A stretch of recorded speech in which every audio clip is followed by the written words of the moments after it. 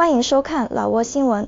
今天是2026年6月5日星期五，佛历7月下初五，万象大雨，26到32摄氏度。今天的主要内容有外汇牌价、股市行情、黄金报价、燃油价格以及时事要闻。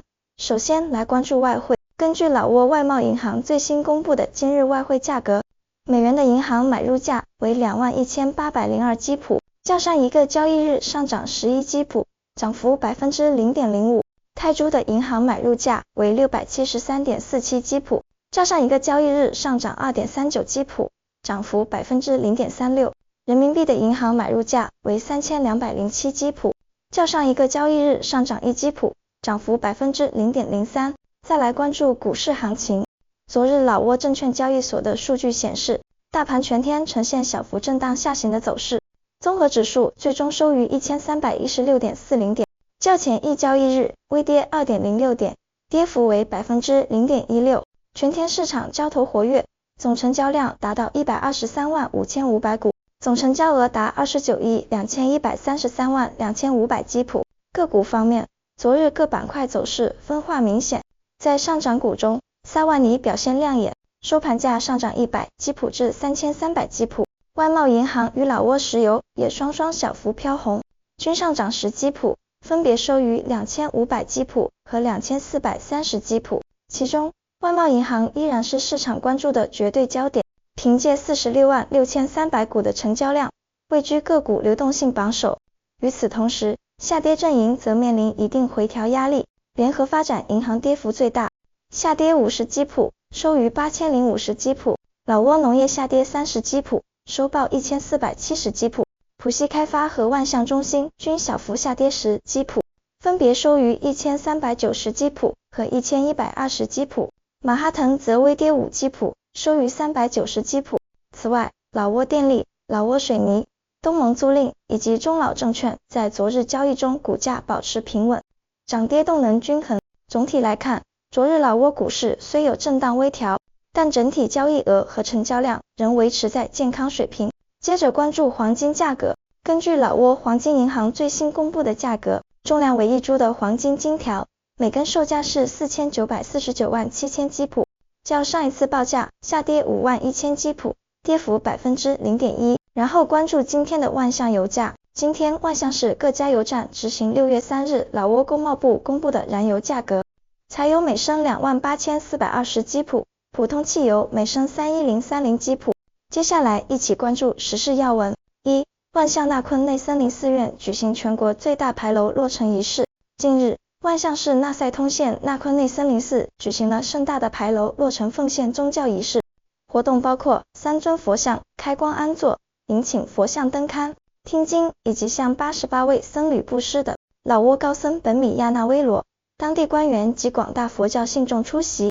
主持西通赛亚温松大师对捐资施主表示感谢，并强调该建筑对传承老挝佛教艺术与传统文化具有重要意义。据悉，该牌楼宽8米，高21米，雕刻着精美的澜沧时期风格纹饰，是目前老挝全国规模最大的寺院牌楼。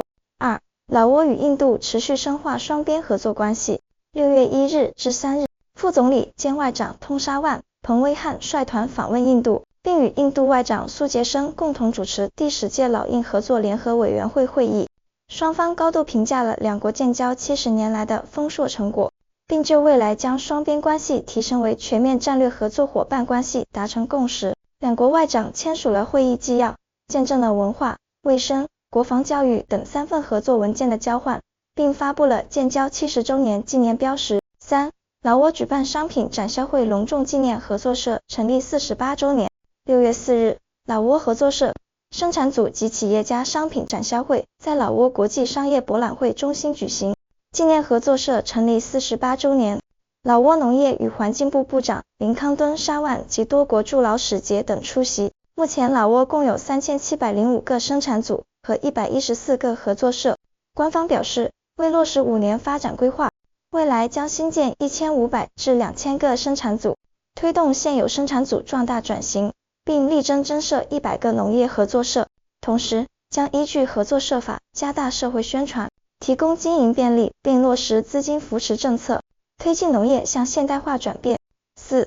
老挝向越南移交15名非法出入境人员。近日，占巴塞省公安厅联合沙湾拿吉省丹沙湾、劳保国际口岸警方，向越南警方正式移交并遣返了15名非法出入境的越南籍嫌疑人。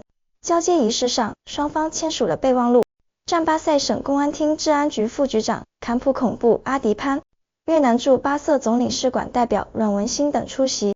涉案的15名嫌疑人年龄在18至36岁之间，职业多为工人，分别来自越南多个省市。5. 万象警方捣毁一中国籍电信诈骗团伙。6月3日，老挝经济警察在接到群众举报后，联合特警部门对万象市塞塔尼县库三巴村的一栋可疑别墅进行了突击搜查。行动中，警方成功捣毁一个全天候运转的电信诈骗窝点，当场抓获24名中国籍涉案嫌疑人，并缴获大批台式电脑和作案手机。目前，警方正对该案进行深挖扩线。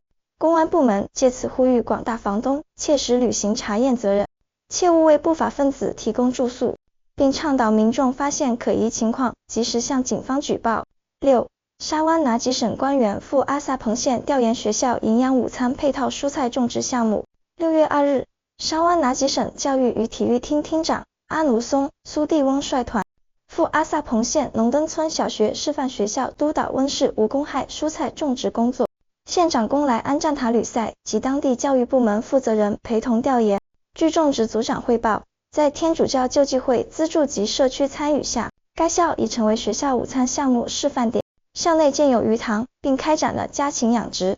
今年项目追加投入了11栋无公害蔬菜温室大棚，由村民结对种植各类果蔬。目前部分蔬菜已上市销售，收益将作为循环基金，用于保障下一学年学生营养午餐的食材供应，旨在改善学生营养并降低辍学率。7. 波里坎塞省公开销毁并放生一批查获的野生动物。6月3日，波里坎塞省农业与环境厅举行仪式，公开销毁了近期查获的一批野生动物制品。副厅长潘龙角维塞及相关人员出席。据汇报，执法人员于5月在波里坎县和巴卡丁县巡查时，共查获死松鼠13只、死果子狸3只、野猪肉17公斤、巨蜥肉制品7.4公斤，以及活体乌龟2只和活体巨蜥5只。目前，所有野生动物制品已通过挖坑掩埋方式集中销毁，活体动物已全部放归自然。涉案商贩已被记录在案并接受教育。8.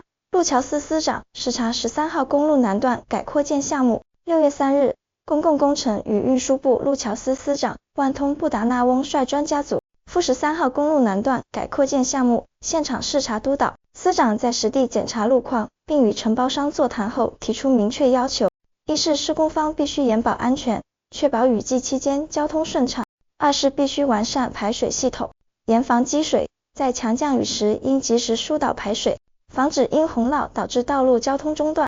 以上就是今天的老挝新闻，欢迎点赞、评论和订阅，我们明天见。